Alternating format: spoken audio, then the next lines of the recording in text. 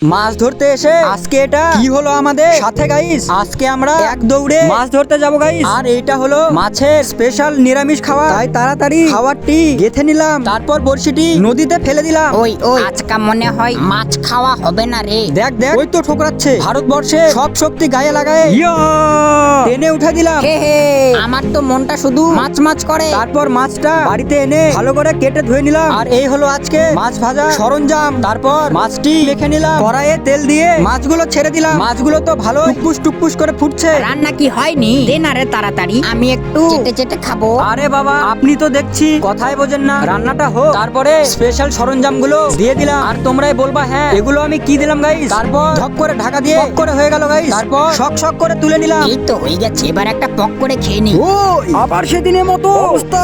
এই নে ঘাই, চল ভাগ এখান থেকে শালা লোবরা। মারলি তো, এটার বদলা তো আমি নিবই, দেখে নিস। এই, আমার আচারগুলো কোথায় গেল গাইস? তোমরাই বলো হ্যাঁ আমার মাছের আচারগুলো কে খেলো? হে হে হে হে, চুরি করে খাওয়ার মজাটাই আলাদা, সেই খেতে গাইস।